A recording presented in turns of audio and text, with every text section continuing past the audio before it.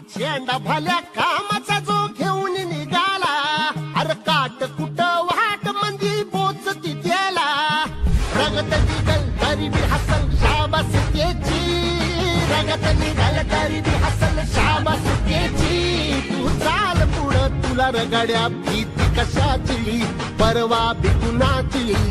आपल्या सर्वांचं जे परम भाग्य आहे की आपण सगळेच रायगड जिल्ह्यामध्ये जन्माला आलो, छत्रपती शिवरायांच्या रायगडमध्ये जन्माला आलो, बाबासाहेब आंबेडकरांनी सामाजिक समता दिली त्या रायगडमध्ये जन्माला आलो.